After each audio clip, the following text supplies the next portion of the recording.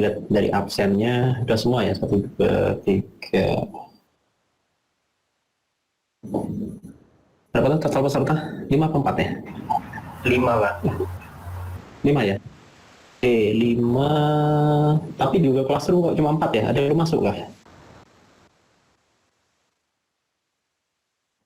Yang di Google Classroom Dwi Punawati, Hendra, Maria, Rama, itu yang belum masuk.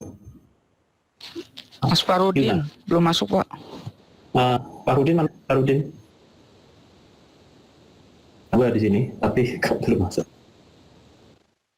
Udah Pak. Sudah Classroom sudah masuk belum? Roomnya belum Pak. Nah, segera. Nah, tugas-tugas ada di pengumuman, ada di sana nanti, daripada kamu ketinggalan. Itu ya, sudah saya ingatkan, mungkin sekarang segera dicicil saja untuk masuk ke sana. Baik, bisa open kamera dulu. Lihat. Oke, terima kasih Nadia. Terima kasih Dwi. Oke. Rama. Iya Pak, sebentar Pak.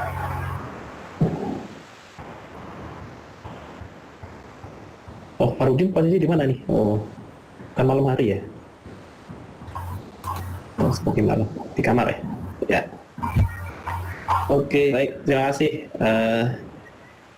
Jadi sebisa mungkin kamera nyala ya. Tapi kalau memang ada gangguan, boleh Anda coba lihat off kameranya. Tapi sebisa mungkin menyalakan kameranya, karena saya juga sebisa mungkin nggak nyalakan kamera.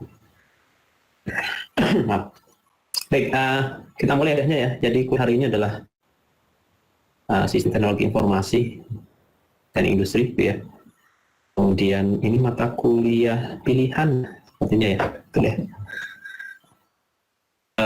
Saya mengampu nanti sampai UTS, kemudian nanti dilanjutkan, kalau nggak salah Bu Ana ya, Bu Ana.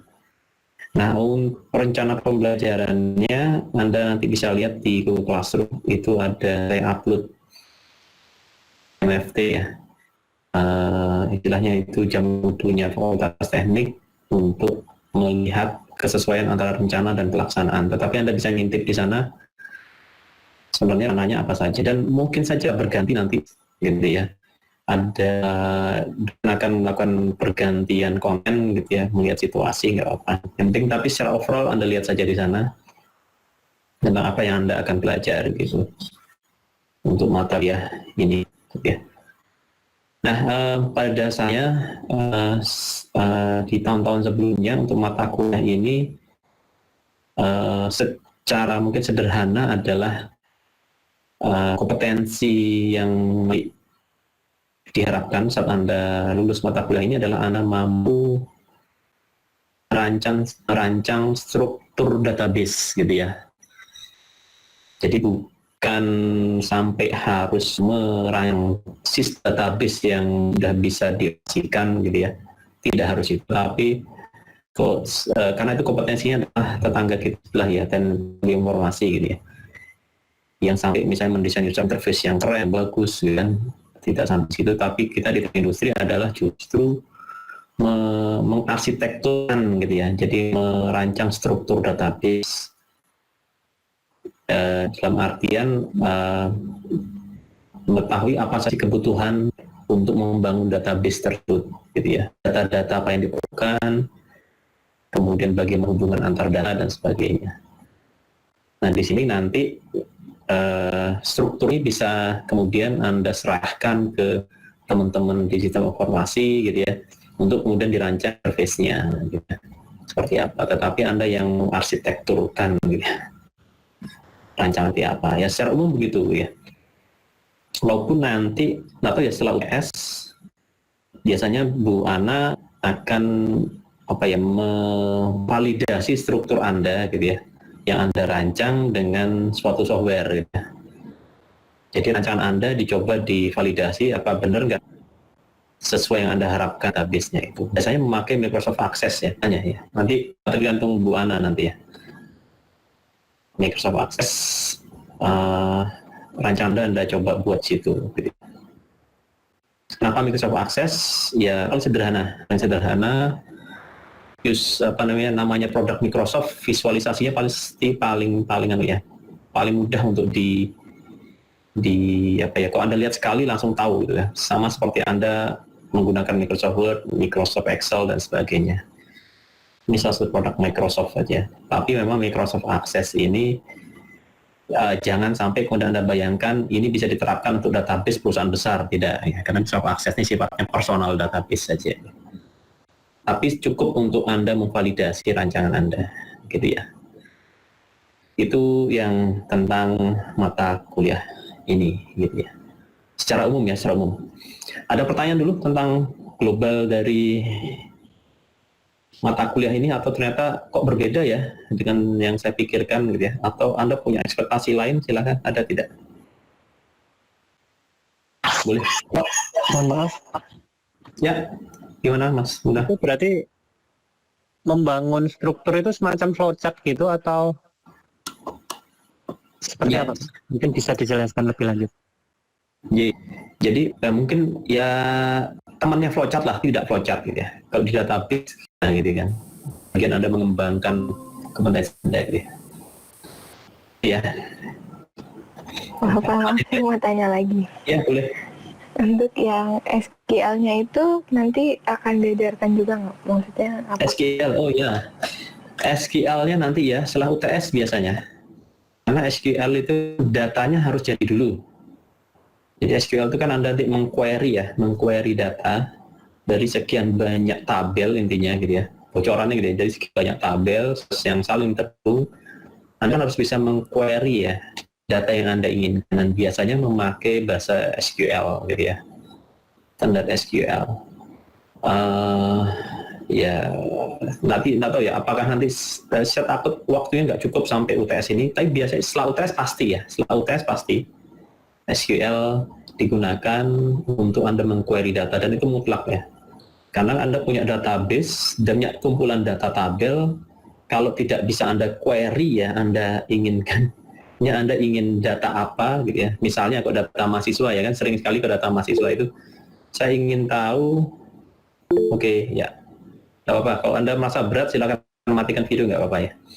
Misalnya query Anda, misalnya kalau di Simaster ya, saya ingin dapatkan mahasiswa yang sudah semester 5 itu siapa saja ya yang sudah proposal gitu misalnya, kan query-nya adalah mengquery semua mahasiswa angkatan yang masuk semester 5 yang sudah ujian proposal. Nah itu ya, jadi bahasa ini harus Anda pindahkan ke query, dan itu mutlak dalam database gitu. Caranya gimana ya, nanti ya setelah tes SQL itu pasti ada gitu, tapi database-nya dulu benar dulu gitu, strukturnya benar dulu ya. Mana ada yang lain? Terima kasih, Mohon Pak. maaf. Ya, Mau nanya lagi, Pak? boleh. Gimana? Berarti itu setiap aplikasi harus ada database-nya atau ciri-ciri tertentu yang aplikasi tidak pakai database gitu, mungkin bisa dijelaskan. Aplikasi yang artinya kalau Anda menghandle data dan Anda ada potensi untuk query gitu ya, biasanya ada database-nya, dan umumnya pasti ada database ya. Aplikasi apapun maupun database-nya sederhana gitu. Apalah gitu, Anda punya aplikasi kemudian ada proses searching saja sederhana gitu ya. Saya ingin cari ke The Post, itu kan query ada database ya. GoFood misalnya, saya ingin cari yang terdekat ya. Jadi yang terdekat itu kan kategorinya adalah dari lokasi Anda jaraknya kurang dari 3 kilo misalnya. Nah itu kan di query. Restoran-restoran dengan jarak kurang dari 3, itu kan di database-nya ada. Dengan harga kurang dari 5.000, yang punya promo, nah, itu kan bagian dari query database. Gitu ya.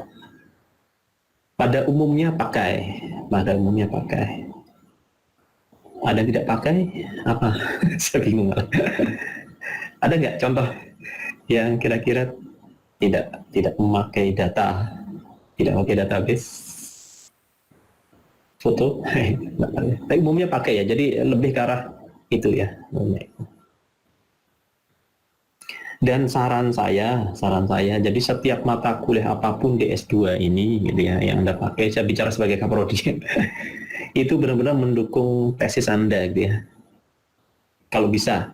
Kalau tidak memang bisa Anda manfaatkan untuk keilmuan gitu ya. Jadi mata kuliah ini bisakah di satu subbab, subchapter dari tesis Anda masuk gitu ya, tentang bahwa struktur database-nya nanti bisa dirancang dengan diagramnya demikian gitu ya. Jadi bukan artinya nanti, berarti tesis saya kan tidak membuat aplikasi Pak, enggak begitu, tapi beberapa konsep mungkin, misalnya skripsi Anda tentang supply chain gitu kan. Nah di situ kan bisa dirancang bahwa data apa saja sih yang mengalir di chain rantai itu gitu ya. Kemudian Anda bisa merancang struktur database secara umum gitu ya, sehingga Anda pastikan data-data ini nanti bisa di cover gitu ya oleh suatu sistem. Jika dikembangkan lebih lanjut, maka ini sebagai basis database-nya begitu. Kan itu contohnya. Jadi lumayan nambah-nambah isi dari tesisnya gitu kan. Kalau dibuat paper ya satu paper sendiri kan bisa begitu. Nah saran saya begitu. Saran saya begitu, setiap mata kuliah apapun tolong dikaitkan dengan tesisnya. Dan ini pun nanti tugasnya adalah coba deh dikaitkan dengan rencana tesisnya gitu ya. Walaupun tesisnya mungkin belum fix, nggak apa-apa gitu ya. Anda buat agak imajiner, nggak apa-apa gitu ya. Tapi nyangkut ke sana gitu ya. Kira tesisnya bidang apa? Nanti saya bantu ya, Pak, saya tesis tentang ini kira-kira apa ya yang bisa diangkat ya, nanti mungkin bisa saya bantu lah, kasih ide begitu ya. Das ya. Ada lagi? Pak, itu tugas yang dikaitkan dengan tesis itu tugas besar di akhir gitu atau gimana Pak? Mohon maaf. Tugas, karena ini tugas individu. Jadi gini, sekalian ya, daripada saya lupa. Jadi mata kuliah ini sampai UTS, karena saya sampai UTS saja, itu tidak ada ujian UTS-nya, gitu ya. Tidak ada ujian UTS-nya. Jadi saya tidak membobotkan nilai tinggi di suatu ujian di akhir, gitu ya. Jadi saya akan nilai berdasarkan PR, kuis, tugas yang mungkin milestone-nya per minggu ini, gitu ya. Karena sekali lagi alasannya adalah kami belum menemukan proctoring ya. Proctoring itu cara pengawasan ujian yang bisa menjamin integritas. Gitu. Ya mohon maaf sekali karena pengalaman yang semester kemarin banyak sekali cerita itu jawabannya hampir sama semua gitu ya. Karena kan ujian itu soalnya cuma satu dijawab gitu kan. Ternyata jawabannya hampir 30% itu ada yang sama gitu kan. Jadi agak susah gitu. Sehingga menurut saya untuk benar-benar melihat dan kompetensi masing-masing dan lebih adil adalah ya sudah, saya akan nilai secara longitudinal misalnya ya, per minggu ada milestone-nya. Nanti UTS ya sudah, itu UTS itu mungkin batas waktu pengerjaan tugas terakhir udah gitu saja gitu ya. Yang bobotnya ini sama nanti kan, sama-sama terus gitu ya. Jadi Anda tidak perlu nanti bergadang untuk ujiannya, nggak perlu gitu ya. Anda jaga stamina saja setiap minggu, tetap tetap konsentrasi di setiap minggunya begitu ya. Kemudian jangan sampai bilang, nanti saya akan kebut di UTS saja, nggak bisa gitu ya. Jadi Anda per minggu saja Anda ikuti saja gitu. Begitu ya. Jadi itu disclaimer saya, jadi tidak ada ujian UTS. Kemudian ada lagi sambil saya ini juga ya, mungkin saya lanjutkan next slide-nya ya. Gini rulesnya sekalian aja. Ini adalah yang sudah di WA Mbak Yanti mungkin ya. Lagi Anda sudah login pastinya dengan akun UGM, Google Classroom-nya juga pastikan dengan akun UGM Anda sudah masuk, kecuali Mas Muna ya, Pak Rudin tolong segera masuk. Kemudian login sebelum jam kuliah mulai ya. Artinya jangan sampai sudah saya ngajar baru masuk gitu. Jangan nih, karena cuma 5 orang ya gampang ngapalin ya. Jam kuliah mulai, karena jaga-jaga kalau saya memberi kuis on time gitu ya. Ini kuliah jam 1 maka kuis jam 1 langsung gitu ya. Nah ini jaga-jaga di situ. Nah kalau saya ada kuis, biasanya kuisnya hanya 5 menitan maksimum gitu ya. Jadi Anda kerjakan sesuatu di kertas di tempat Anda masing-masing, kemudian Anda foto, upload di Google Classroom gitu ya. Bobot itu hanya 5 menitan lah gitu ya.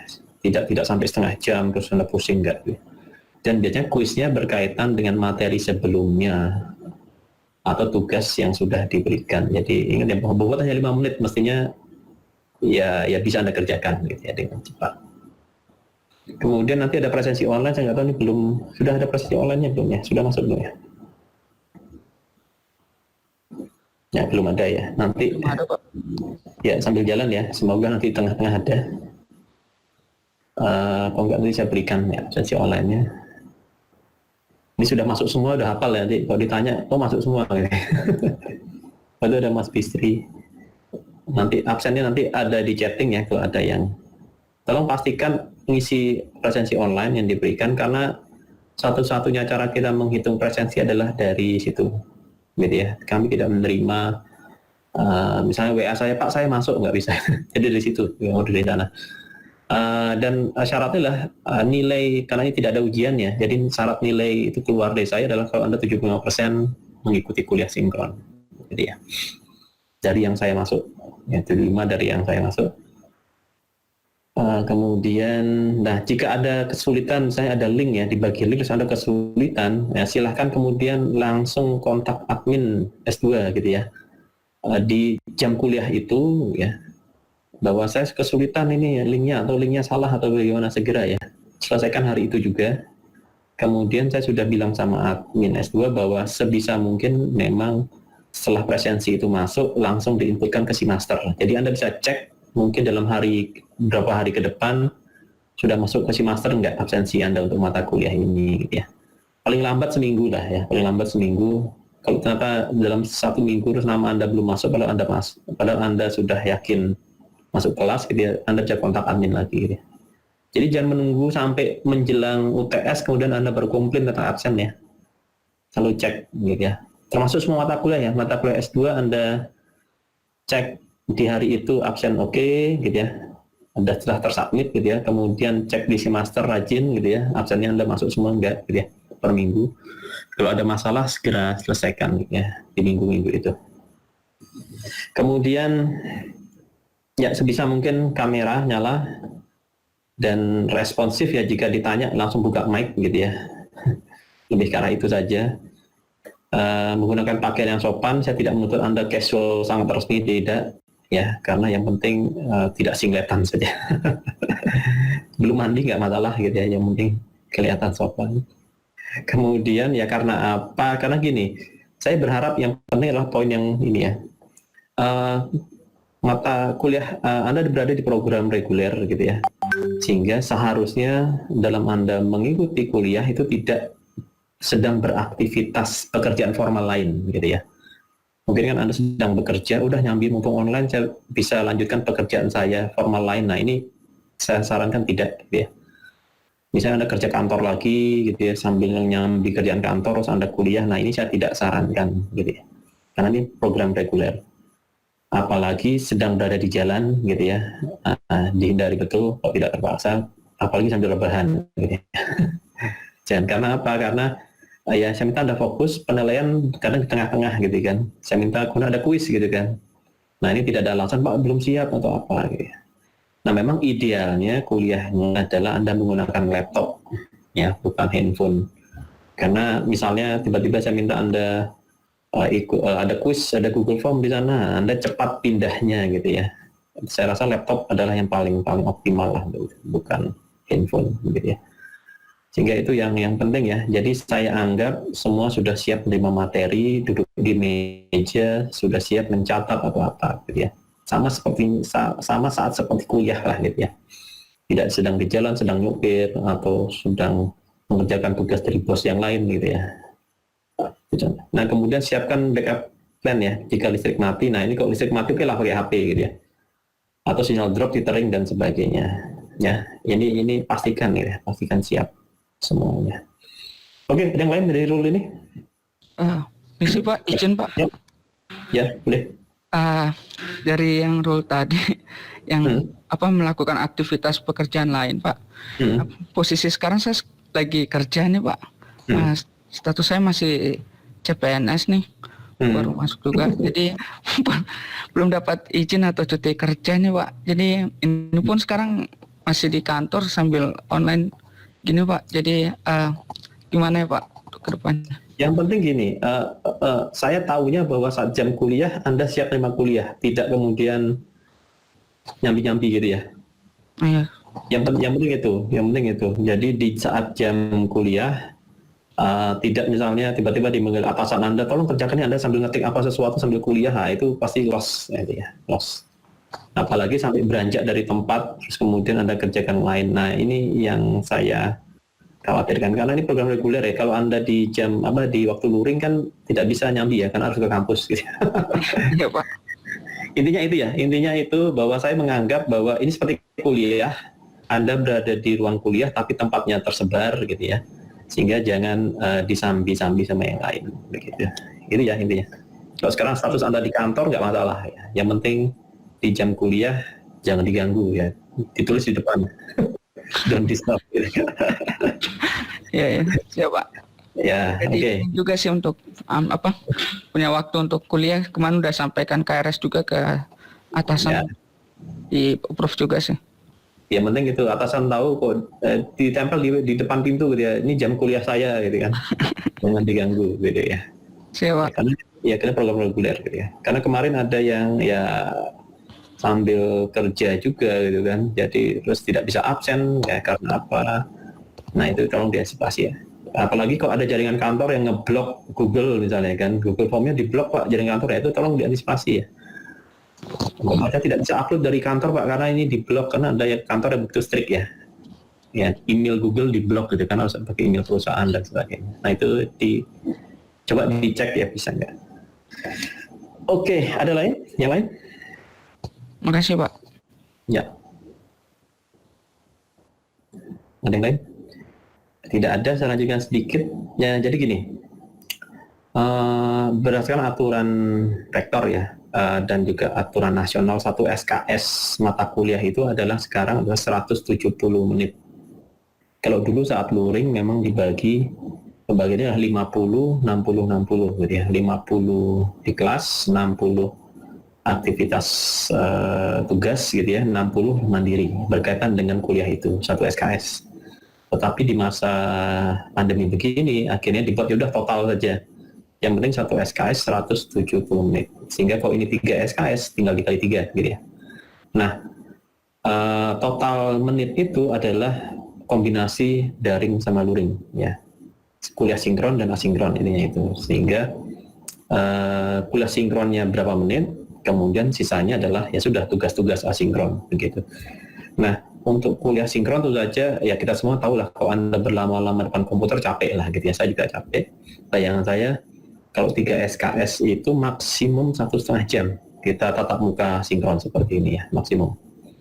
Sisanya tentu saja adalah akhirnya asinkron, tugas dan sebagainya. Sehingga jangan komplain gitu ya, wah kuliah daring tugasnya lebih banyak ya karena daringnya lebih sedikit, akhirnya asinkronnya lebih banyak gitu kan.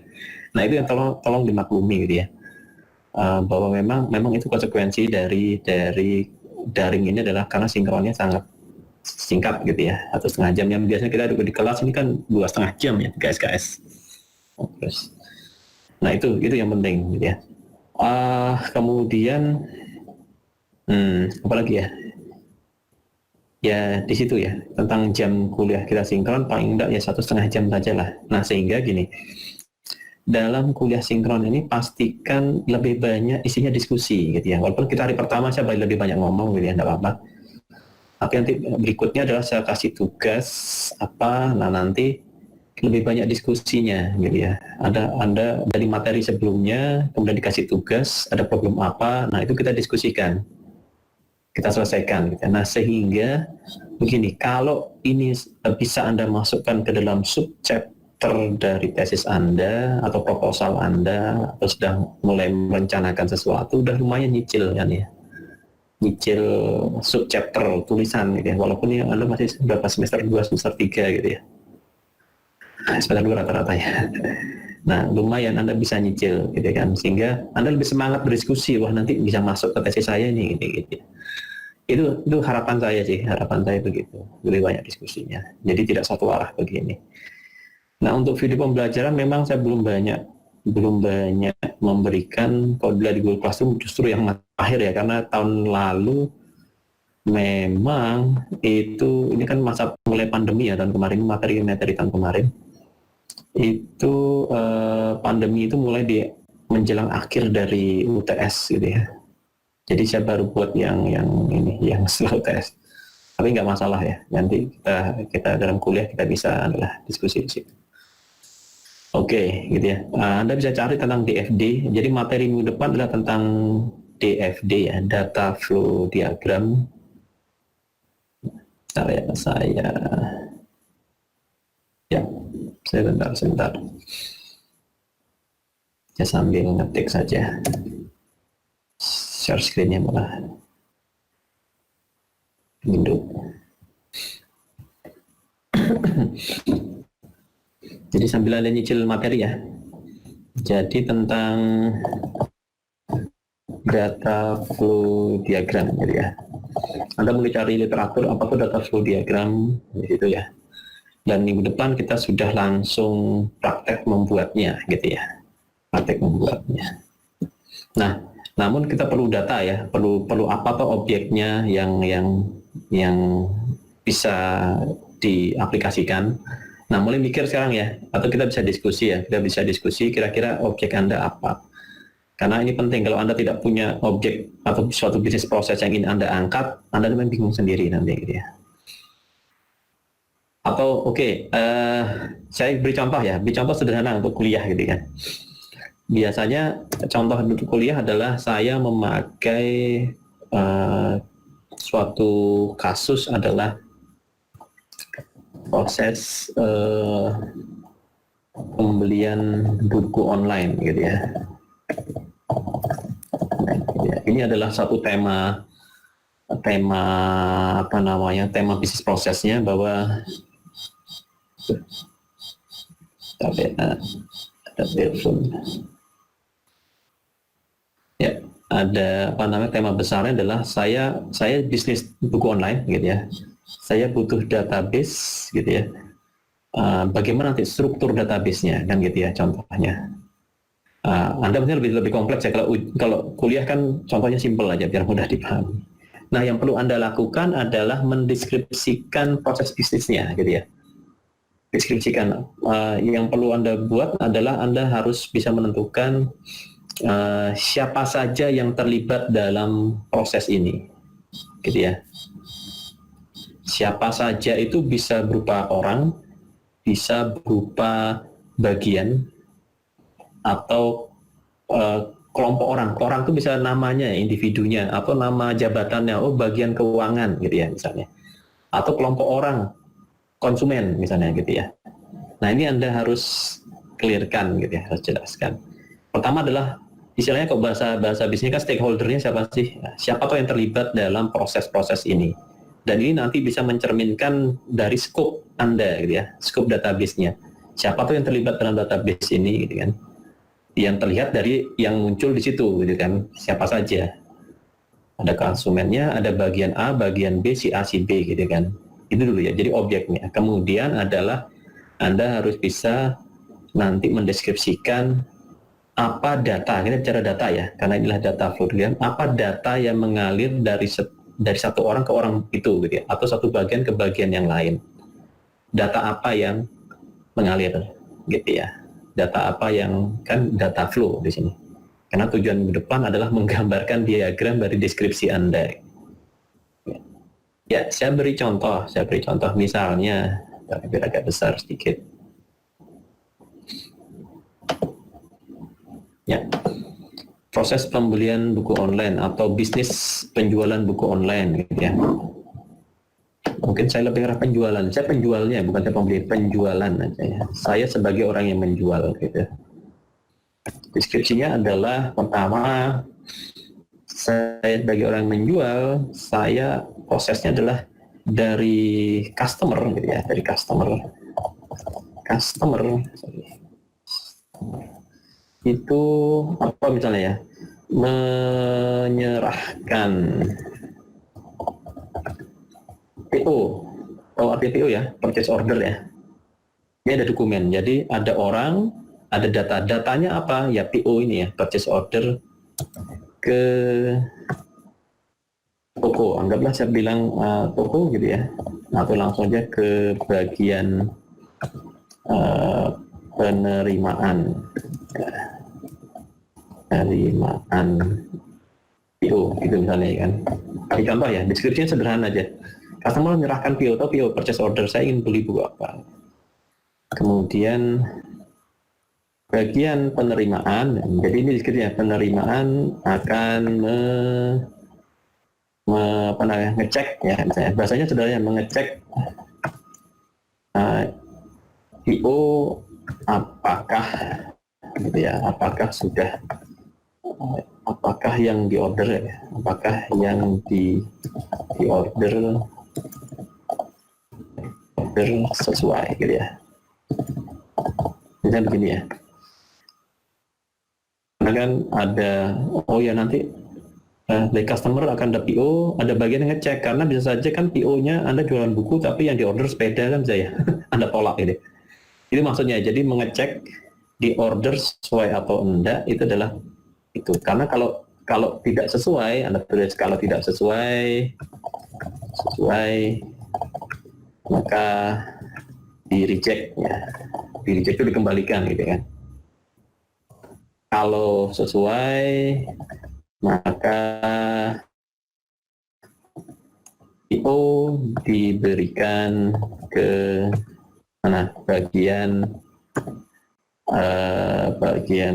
gudang storage ya misalnya, dan sebagainya ya, dan seterusnya gitu ya. Nah akhirnya misalnya saya tidak usah ngetik tapi saya akan cerita, PO diberikan ke storage kemudian mengambil buku ya, bukunya kemudian dibungkus gitu ya, kemudian biasanya bagian buku akan ngecek ke bagian financing sudah dibayar atau belum.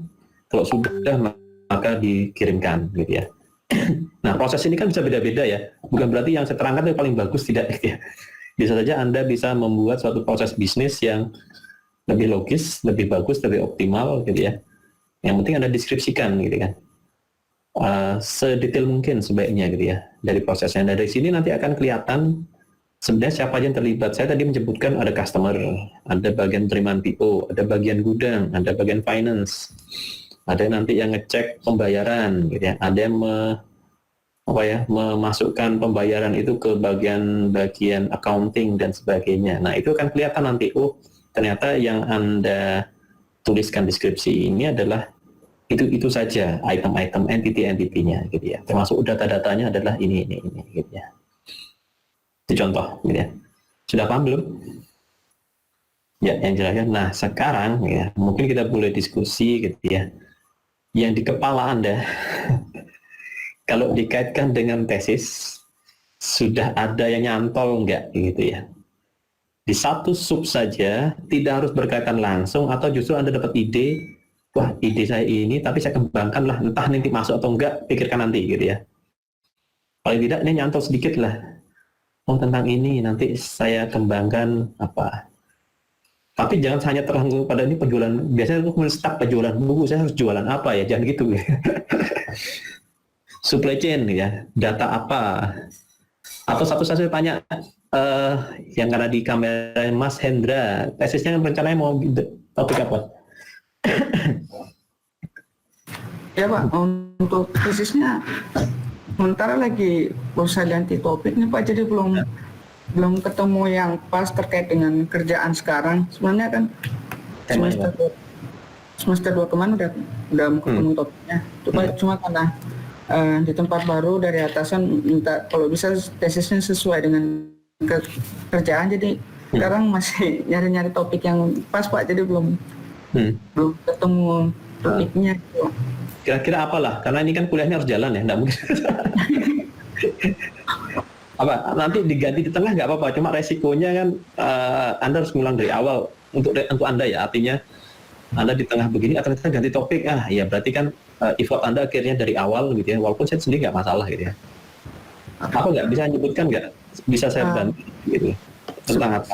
Sempat kepikiran sih Pak tentang ini apa, karena posisi saya sekarang di hanggar perawatan pesawat, Jadi bagaimana proses bisnis dari perawatan pesawat itu pada saat pergantian spare part, mulai dari mekanik request spare partnya, terus masuk ke bagian storage-nya, terus dari mekanik minta ke bagian PPC-nya menghubungi orang storage-nya untuk ini kan pasti kompleks ya. Apalagi real ya, Hanggar ini real. Coba cari gini ya. Pasti sudah punya database lah. Manajemen database pasti sudah punya ya. Nah, coba cari sisi lain di luar yang memang belum terhandle gitu ya. Kadang biasanya database perusahaan itu kan sangat umum gitu ya. Tapi kadang justru sisi-sisi yang agak luar gitu ya. Bisnis proses yang luar misalnya sampai teknisi misalnya ya. Barang-barang tuh kadang kan ada sesuatu yang belum tercatat gitu ya. Ada problem yang karena kalau database perusahaan tuh biasa tidak sampai yang sangat detail. Nah, biasanya mainnya di situ, di bagian-bagian agak luar yang sampai sekarang belum tercatat nih dan ada problem gitu ya misal. Tapi kalau semuanya itu jadi sangat besar sekali gitu ya. Dari vendor, supplier begitu database-nya sudah ada gitu kan. Jadi agak sia-sia gitu ya. Tapi kalau yang ingin itu ya nggak apa-apa, ingin jadi studi kasus kemudian divalidasi dengan database yang ada ya boleh-boleh saja. Gitu. Tapi kalau dari asas kebermanfaatannya, biasanya coba deh cari yang belum terhandle di database perusahaan. Biasanya letaknya itu di bagian yaitu user-user yang agak luar gitu ya, atau pemakai teknisi yang yang luar gitu. Biasanya begitu. Siapa? Untuk sekarang belum kepikiran sih Pak untuk apa? Ya seminggu ini karena tugas minggu depan adalah mendeskripsikan ini. Kira-kira Anda ingin apa ya? Deskripsikan dulu lah, bebas dulu gitu ya. Siapa? Nanti skopnya kan, ini gede banget. Jadi kalau Anda ceritanya panjang 2 halaman, wah ini siap-siap nih. Saya minta Anda kecilkan nanti. Gitu, gitu ya. Siapa? Kemudian kalau dari ini Muna dulu. Wah, Mas Fahrudin. Iya Pak. Ya, idenya apa?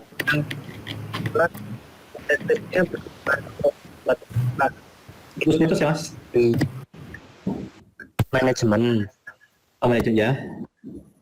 Nah, jadi misalkan barang-barang yang ada itu di list,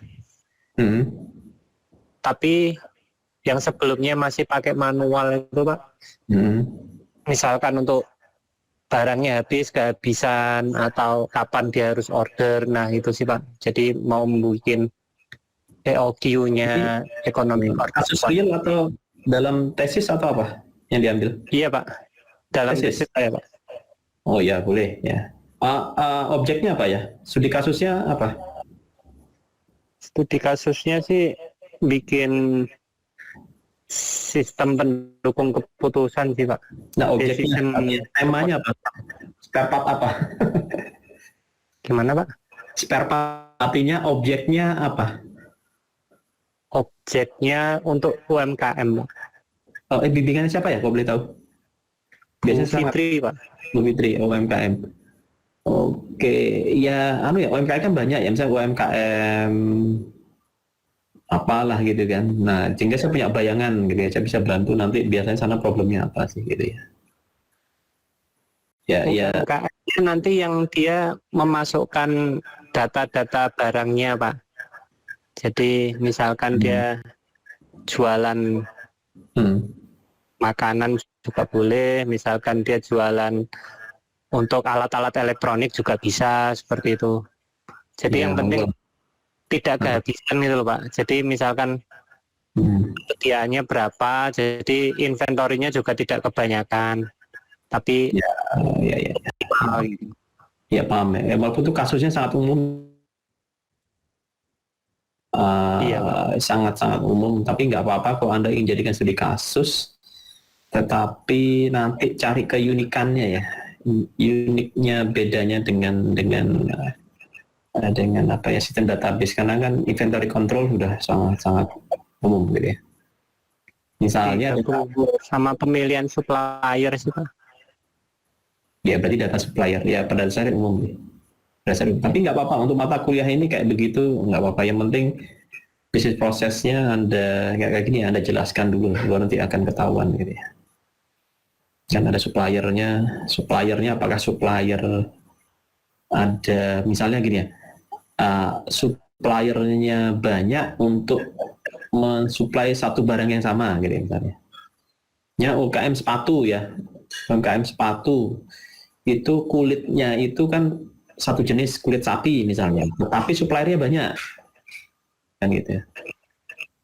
Sehingga kan perlu pengkodean gitu ya. Nah, itu contohnya jadi bisa deskripsikan bahwa UMKM misalnya sepatu itu butuh bahan baku cuma satu jenis misalnya kulit sapi dengan tebal berapa mili, tetapi supplier yang bisa mensuplai ini ada beberapa supplier gitu ya. Nah itu contoh ya, jadi itu kan cukup spesifik gitu ya. Paham ya? Pak, Ya, berarti agak lebih spesifik ya Pak untuk jadi contohnya. Kenapa? Berarti untuk jadi contohnya agak lebih spesifik ya Pak untuk diceritakan. Sampai segitunya gitu, arti sampai kalau ini supplier berarti kan ada kekhasan suppliernya gitu ya. Oh ini ada apa? Gitu. Jadi kelihatan dari sananya.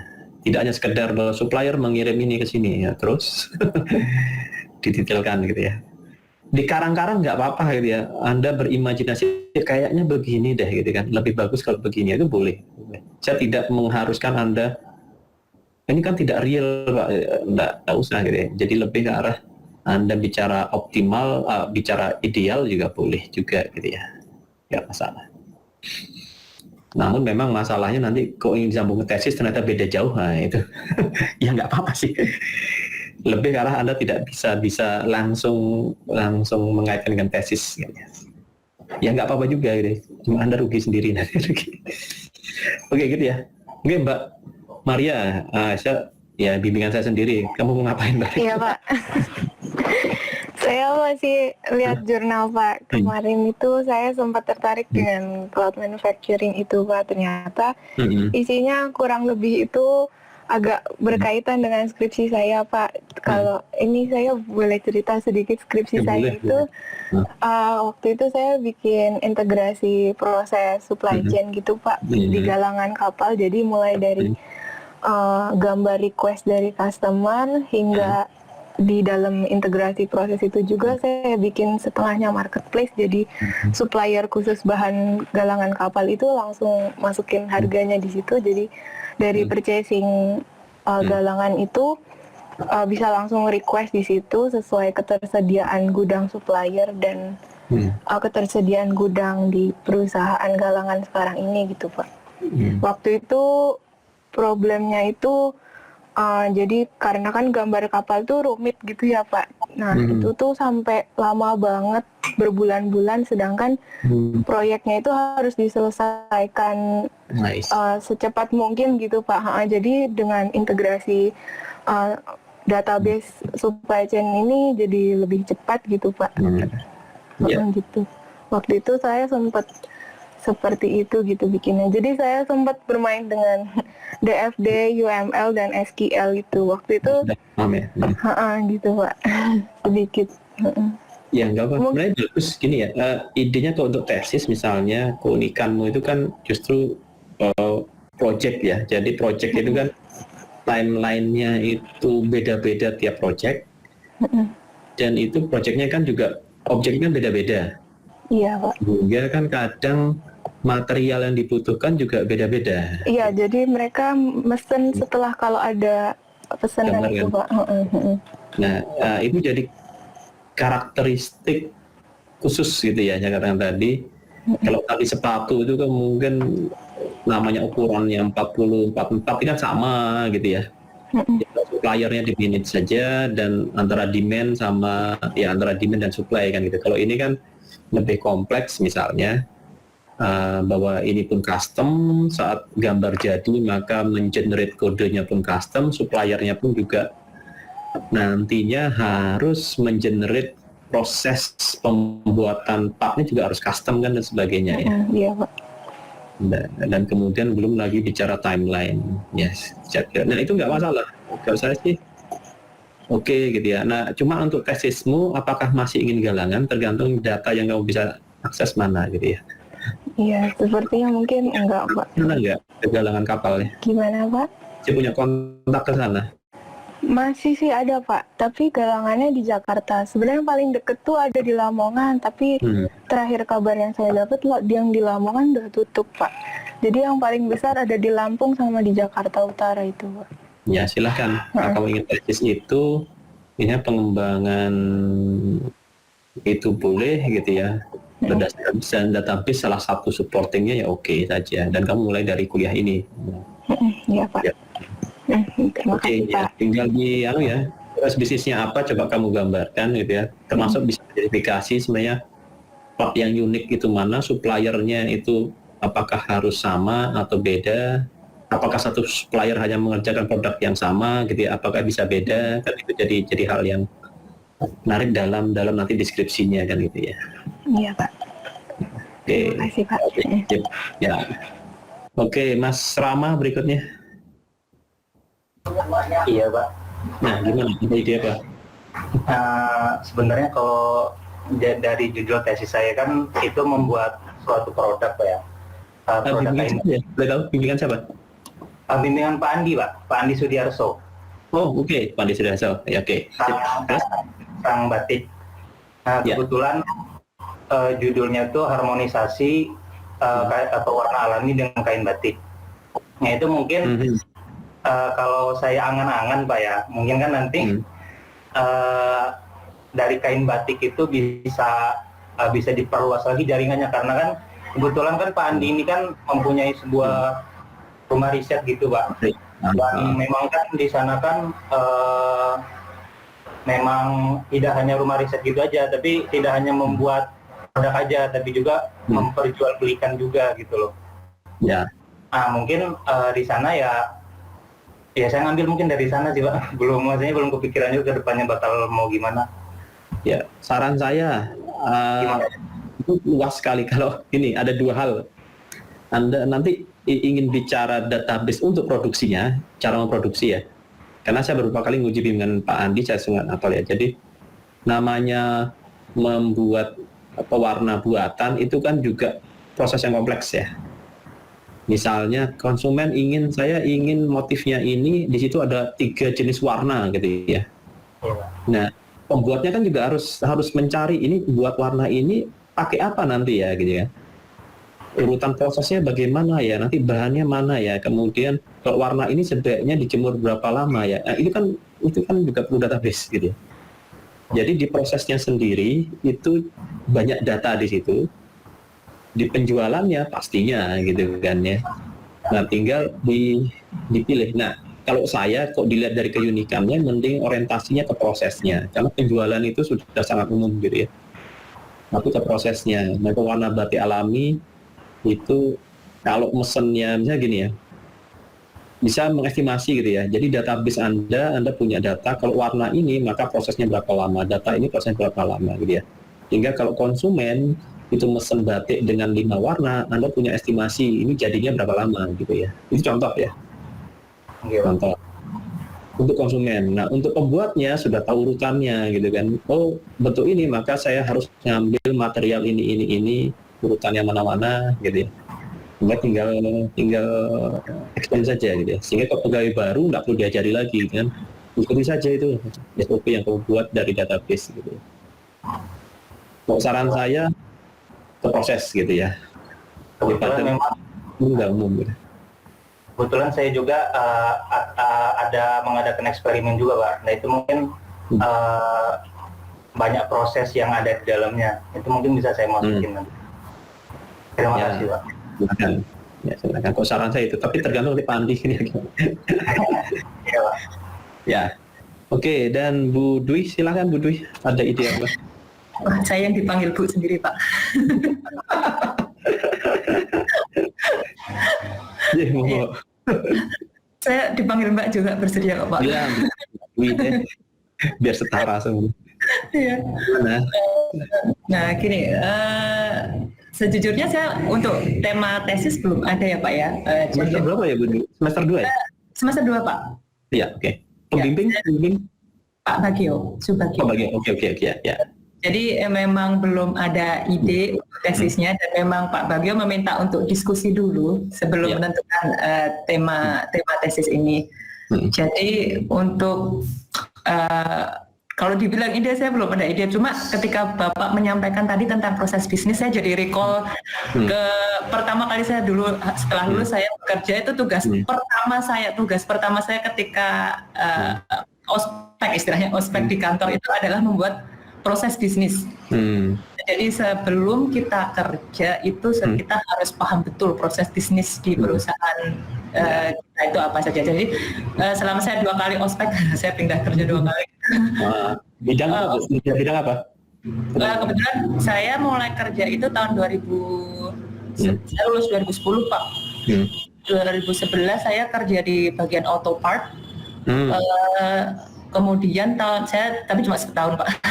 Tahun 2012 saya pindah ke FMCG Pak.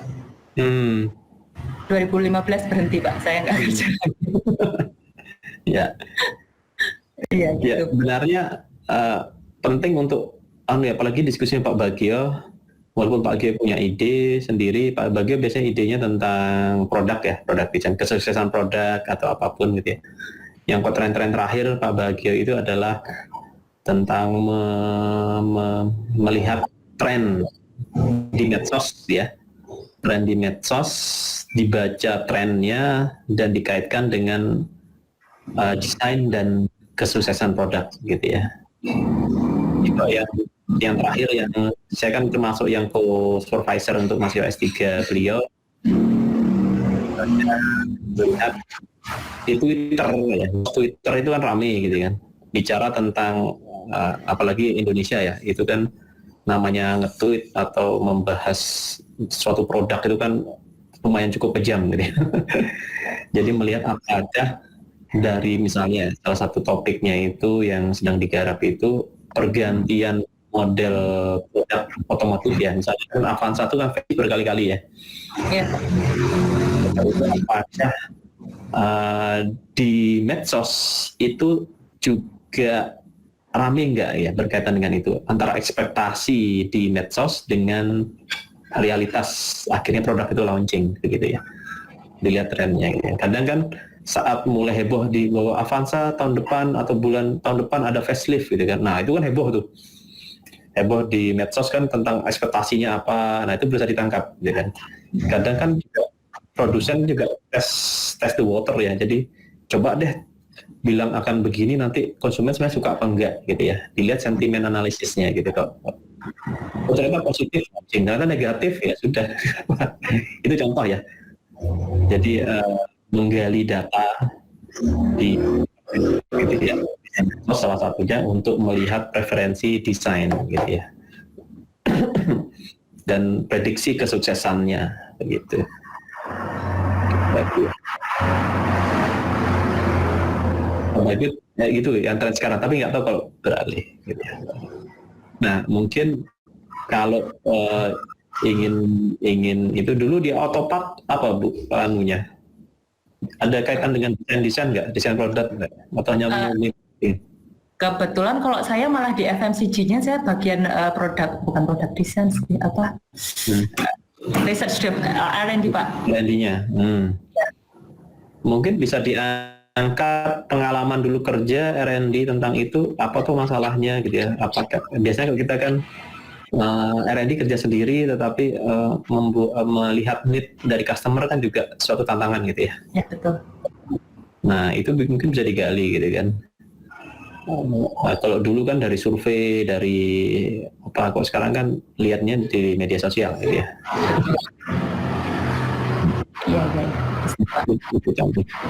Nah, bisa saja kan itu database ini kan harus diolah gitu ya, data-data ini. Jadi misalnya apapun lah gitu ya. Kalau kita memang agak jauh dari data customer, kemudian terrecord, kemudian menjadi suatu fitur produk, ya fitur produk kemudian diapakan. Nah itu memang bayangan saya memang agak jauh gitu ya lainnya. Kalau pengalaman saya dulu Pak, saya kebetulan bukan memata-mata ya. Jadi saya memonitor, membandingkan dari bulan ke bulan produk yang dibikin perusahaan versus dengan kompetitor. Jadi kan nanti kelihatan trennya seperti itu Pak. Apakah di kompetitor itu tiba-tiba akan mengadakan perubahan di produknya atau tidak? Lalu kemudian dibandingkan apakah nanti produk kita tuh ketinggalan jauh atau enggak, atau dia mainnya di situ-situ aja gitu, kompetitor terdekat gitu. Topik ini pernah didiskusikan Pak Bagio belum? Belum Pak, saya kerja udah lama. Kalau saya sih feeling saya itu menarik gitu ya, itu menarik. Coba ditulis dengan bahasa yang baik gitu ya, ilmiah gitu ya. Kayaknya pengalaman bagus gitu ya. Nah tinggal sekarang sambil mikir ya, saya mungkin tidak bisa ngasih saran 5 menit ini gitu ya. Coba dari pengalaman Ibu, terus kemudian dari proses itu pasti kan perlu ada collecting data ya. Betul. Data dan ada proses query, nanti data ini kok diginikan gimana gitu ya. Nah saya rasa sih ada potensi sih bisa. Iya. Tapi untuk tesisnya bisa lebih jauh tentang ke decision perusahaan kan gitu ya. Iya. Jadi melihat data produksi kompetitor gitu ya terhadap keputusan desain gitu ya. Iya, lebih ke performance. Performance ya terserah nanti. Melarikan ke desain performance ya mungkin bagus itu ya. Iya karena bukan aja Pak. Saya dulu kan kemudian bagian di teh Pak. Teh itu kan setiap bulannya nanti saya akan ngambil di pasar gitu. Kompetitor itu, jadi nanti kan apakah warnanya akan nambah coklat, apakah dia tesnya akan berubah ataukah kekentalannya akan berubah. Jadi nanti dilihat dari situ, di-compare sama produk kita Pak. Terus lihat nanti dapat dari data dari marketing juga apakah dia penjualannya si kompetitor itu ngalahin penjualan kita atau enggak kayak gitu. Nanti akan jadi input suggestion dari R&D gitu sih Pak. Nanti untuk memaintain performance dari produk kita juga. Nanti kalau kelamaan produk kita kalah kan juga nggak bagus juga gitu, seperti itu. Nanti biasanya kerjasamanya sama marketing sama semuanya sih. Kalau R&D nanti ke pabrik juga, ke procurement juga, semuanya sih. Saran saya itu ditulis proposalnya Bu, serahkan Pak Bagio. Serius. Saya lihat sih bagus. Nah itu kok nyambung ke database bisa sih Bu, kan handling data ya, tinggal dilihat prosesnya aja. Objeknya tapi Pak saya yang agak kesulitan nanti, maksudnya saya masuk ke perusahaan itu lagi kan jelas nggak bisa, saya udah berhenti lama juga gitu kan. Atau ya belum dicoba tuh. Jadi dicoba aja. Gitu tapi ya, proposal masuk dulu, nanti kan ide besarnya itu nanti kan bisa dicari, mungkin akhirnya dapat ide, coba objek yang lain deh gitu kan, tapi dengan konsep yang sama. Jadi kan menganalisis kompetitor ya, iya, terhadap performance dari produk yang lain lagi gitu kan. iya, comparing sih Pak. Ya, yang dilakukan Pak Bagio sih mirip-mirip itu kayaknya sih. Kalau diusulkan begitu kayak sudah klik dulu sebagian gitu ya. Dari kita sampai blank. Gitu ya. Karena semester 2 kan nanti akhir semester 2 harus sempro ya. Ya nih Pak, masih belum diskusi, soalnya belum sempat diskusi sama Pak Bagio juga. Saran saya kalau Pak Bagio jangan ngeblank, jadi bawa dulu ide itu, dikirim mungkin maksimum 2 halaman lah tentang proposal itu, idenya apa. Pak ini saya ada ide gini, mau baca gitu. Setelah itu baru buka diskusi. Yang penting jangan ngerusi Pak Bagio ya, Pak Beliau sibuk soalnya. Ya makanya Pak, aduh. Ya. Itu kerjaan 5 tahun yang lalu soalnya Pak, jadi ya lupa. Yang paling penting kan. Ya, terima kasih. Ya gitu ya. Nanti untuk mata kuliah ini coba dibuat bisnis prosesnya semuanya gitu ya. Di tweak sedikit nggak apa-apa, dibuat agak ideal gitu nggak apa-apa gitu ya. Misalnya dulu nggak kayak gini ya, coba ya nggak apa-apa dibuat tweak agak ideal aja nggak apa-apa. Gitu ya. Yang penting bisnis prosesnya ada. Nah nanti tugasnya saya upload di Google Classroom gitu ya. Anda nanti upload saja PDF-nya, deskripsinya apa ya di situ. nanti minggu depan kita coba buat DFD-nya, dan ini kalau saya punya materi saya akan upload, kalau tidak tolong nyicil ya, buka DFD itu apa, sebelum kita langsung nanti besok buat jadi gitu ya, untuk DFD level pertamanya lah, atau konteks diagramnya gitu ya. Karena 5 orang ya nggak masalah. Biasanya saya kemudian di tengah-tengah ada kuis gitu ya untuk mengatasi Anda, tapi ini hanya 5 orang, gampang saya ngeliat gitu kan. Jadi ya nanti kita lihat ya, perlu engagement ya. Karena kalau masih cuma 60 itu biasanya saya kasih kuis di tengah-tengah. Sebenarnya siapa yang aktif, siapa yang rebahan itu, tapi ini kan kelihatan. Gitu ya kayaknya perlu. Ada pertanyaan, komentar dulu sebelum saya akhiri. Berarti ini Pak, untuk tugas minggu depan itu hanya deskripsi awalnya dulu aja Pak ya, yang dibuat. Ya, jadi buat saja judul nih proses apa, kemudian deskripsikan gitu kan. Bayangan saya maksimum 2 halaman ya, jangan banyak-banyak. Buat saya sih 1 halaman sudah oke lah, 1 halaman itu sudah. Yang penting bisa lihat siapa saja bagian orang yang terlibat, data-data apa saja yang ada di situ gitu ya. Kalau Anda sampai ngetik 2 halaman berarti kepanjangan, artinya skopnya itu terlalu besar ya, gitu ya. Anda nanti harus memilih lagi, atau tidak apa-apa 2 halaman dulu, kemudian nanti dilihat gitu kan, mana sih sebenarnya skopnya yang Anda bisa perkecil gitu. Ada yang lain? Pak, berarti untuk tugas ini berarti bentuknya belum berupa flow diagram ya? Belum. Kita hanya cerita gitu kan? Ya, betul. Hanya cerita saja dulu. Mau seperti apa? Ya, deskripsikan saja dulu ya. Walaupun nanti sambil bayangin DFD, kalau Anda sambil belajar ya enggak apa-apa gitu ya. Tapi deskripsi dulu aja gitu ya. Sambil diminta Anda nyicil membaca DFD itu apa kok sebenarnya gitu ya. Nanti kita konfirmasi di kuliah minggu depan gitu ya. Sekalian membuat, intinya langsung membuat ya. Jadi saya kasih teorinya sedikit. Coba sekarang deskripsi Anda buat jadi DFD gitu ya. Itu bocorannya. Gitu ya. Kak, mau nanya Pak? Boleh, gimana Mas Farudin? Yang tadi dijelaskan Pak Budi tadi, yang tentang deskripsi, terus nanti pihak-pihak yang terlibat ya Pak ya, terus nanti data kira-kira yang mengalir.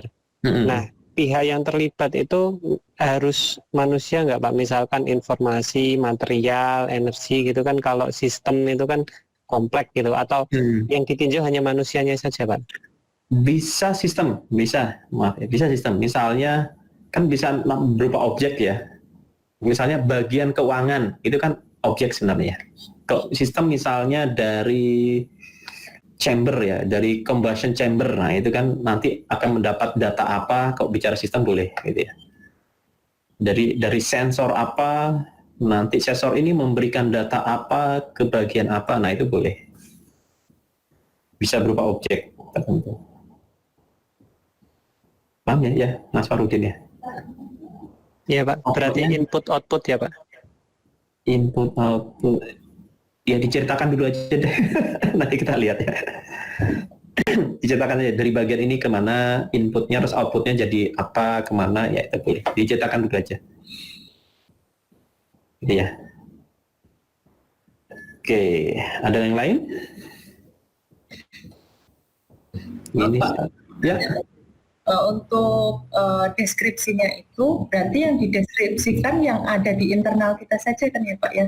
Maksudnya kan kita akan ada informasi yang keluar gitu, itu nanti bagaimana ya Pak ya? Nah itu sebenarnya dibayangkan saja itu bagian dari skop ya. Jadi Ibu membatasi nanti informasi yang saya berikan ke pihak luar itu tidak saya uruskan ya, tidak saya urusi gitu kan. Pokoknya saya berikan saja, nanti bagian itu diapakan itu bukan bagian yang saya ingin analisis gitu ya. Nah itu adalah sebenarnya bagian dari skop gitu ya. Ya, tapi misalkan, tapi informasi yang keluar itu nanti akan berpengaruh terhadap, misalkan let's say ini project Pak, informasi dari luar nanti itu akan mempengaruhi jalannya project kita gitu, apakah nanti juga dideskripsikan Pak? Diceritakan tidak apa-apa, cuma bayangan saya gini, jadi misalnya saya nanti memberikan informasi A ke pihak B gitu ya. Nanti B akan melakukan sesuatu analisis, kemudian B akan memberikan feedback kepada pihak saya. Nah, di situ saja ceritanya. Karena analisisnya di pihak B itu ngapain, itu bukan bagian yang kita tinjau, atau mungkin kita tidak tahu gitu ya. Pokoknya saya berikan sesuatu ke sana, saya dapat feedback apa gitu ya. Jadi B saya nanti analisisnya harus dihitung begini-begini oleh sana, seolah-olah kita ngurusi sana gitu ya. Nah itu belajar dari scope sebenarnya. Begini ya. Jadi saat nanti kalian merasa bahwa saya tidak ingin ngurusi database sana, ya sudah, ceritanya adalah saya ngirim data ke sana, sudah bisa begitu, bisa satu arah gitu ya.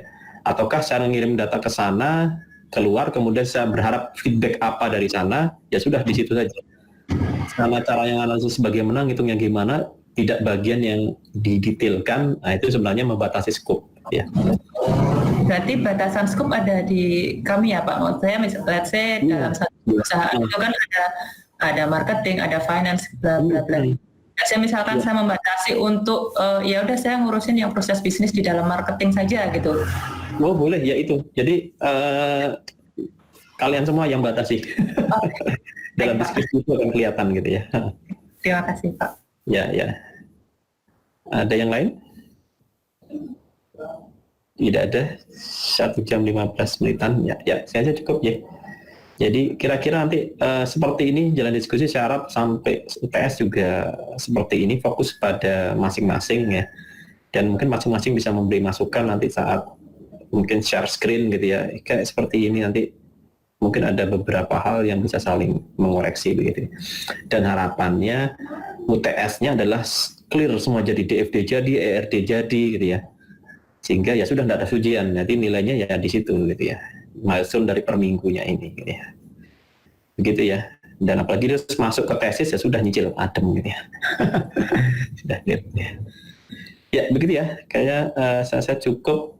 Semoga nanti tugasnya saya akan upload due date-nya ya menjelang ini aja, sehari sebelum saja. Ini hari Selasa, Senin ya. Senin kalau bisa dikumpul sebelumnya lebih baik gitu ya. Sehingga saya bisa baca-baca gitu. Sehari sebelumnya nanti saya akan upload di Google Classroom. Tolong upload di Google Classroom, bentuknya PDF saja. Bisa saya coret-coret nanti kan, kasih komentar. Nilainya tidak ada nilai benar salah dalam tugas ini, lebih ke arah saya beri komentar mungkin karena tidak jelas ini apa gitu ya, untuk penyempurnaan saja. Gitu ya, saja cukup. Terima kasih semuanya atas kehadiran kuliah hari ini. Tetap semangat, tetap sehat gitu ya, dan semoga tetap semangat menyelesaikan studi S2. Sekali lagi saya memaksa sebagai keprodi, tolong lulus 2 tahun gitu ya, jangan lama-lama. Kenapa saya paksa sampai sempro-nya semester 2 ya, supaya ya segera lulus saja, karena S2 itu 2 tahun saja gitu ya, bukan 4 tahun gitu ya, karena bayarnya mahal gitu. Ya, tetap semangat ya semuanya. Salam untuk semuanya yang ada di sana gitu ya. Baik, terima kasih ya. Selamat siang. Assalamualaikum warahmatullahi wabarakatuh. Terima kasih banyak Pak. Ya, boleh.